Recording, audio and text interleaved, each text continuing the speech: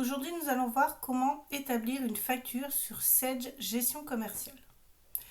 Donc à partir de votre interface, vous allez pouvoir cliquer sur l'onglet Vente.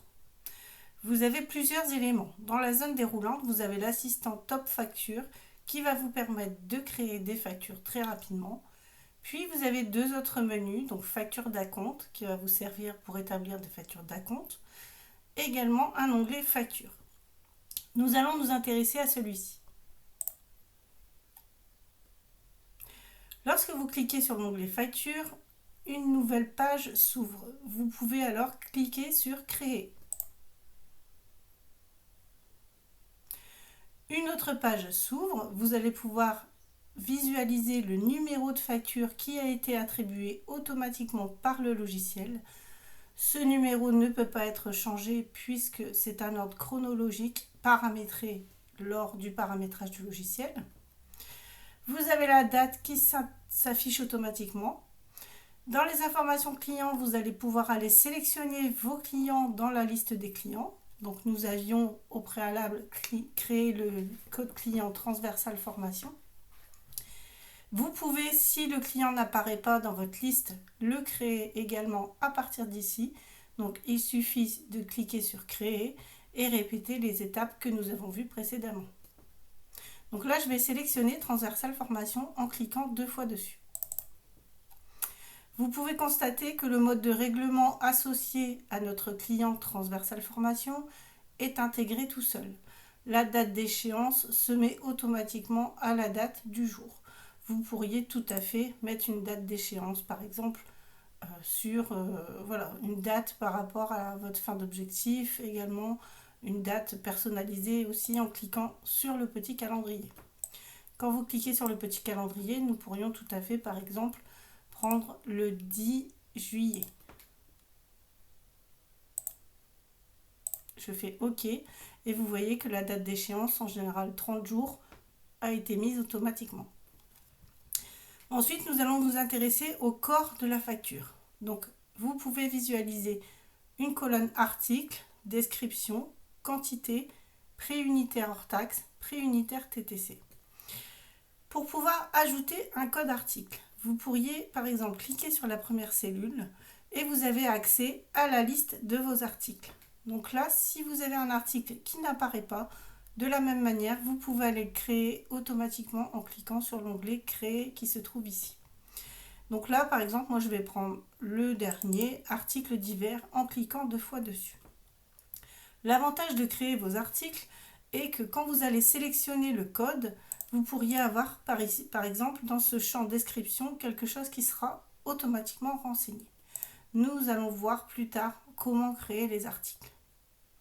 Donc pour créer les articles, vous allez pouvoir sélectionner sur les trois petits points. Vous allez pouvoir cliquer sur l'onglet Créer, ici. Et donc ça va vous ouvrir une autre page. Donc on vous demande de saisir un code article. Donc par exemple, moi je vais mettre formation. Je vais mettre par exemple formation courte. Et je vais sélectionner une famille éventuellement. Je n'en ai pas, donc je n'en mets pas. Vous pouvez, le cas échéant, en créer une. Vous avez ici plusieurs onglets. Donc on va pouvoir établir par exemple le tarif. Donc le tarif, par exemple, nous allons mettre à titre d'exemple 100 €.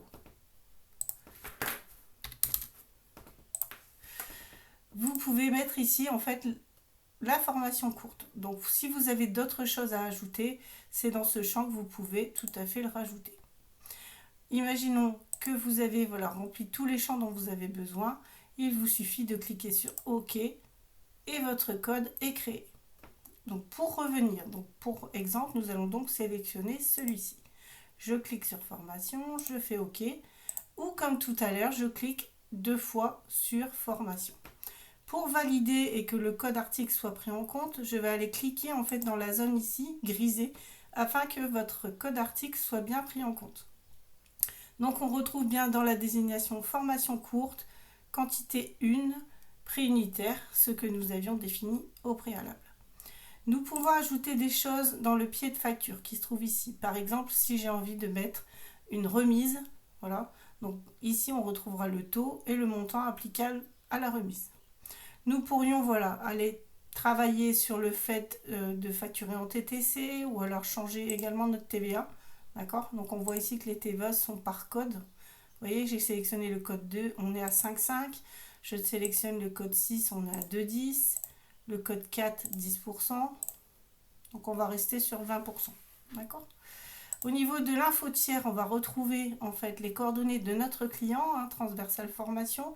Et ensuite, dans la partie observation, nous pourrions aller rajouter des éléments le cas échéant.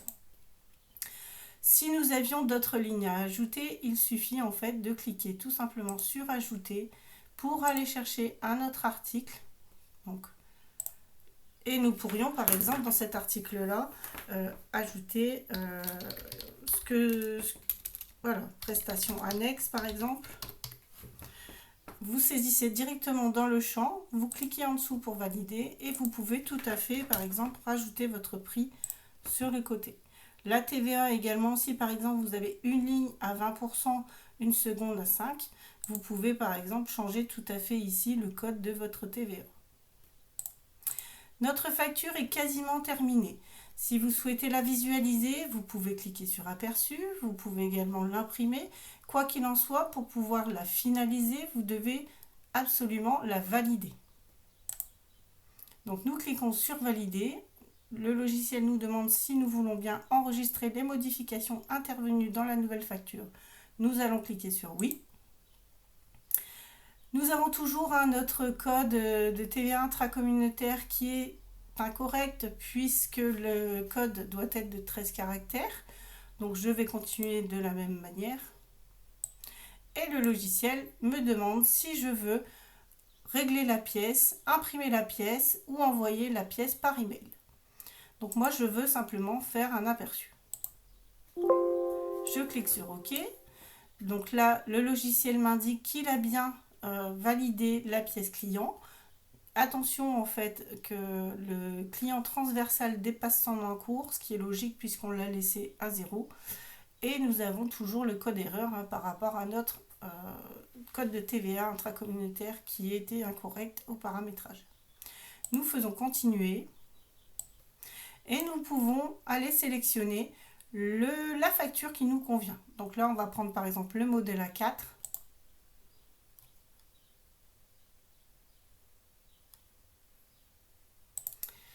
Et vous avez la facture qui apparaît. Donc je vais essayer de vous la faire visualiser en plus petit. Donc elle se présente comme ceci. Vous pouvez par exemple la visualiser en PDF, l'enregistrer automatiquement. Donc comme vous pouvez le constater, notre facture est créée. Nous pourrions directement l'envoyer par mail à notre client. Voilà, donc comment se présente la facture classique. Je ferme cet écran, je ferme l'aperçu. Nous allons donc, notre première facture est bien créée. Nous allons pouvoir fermer cet élément.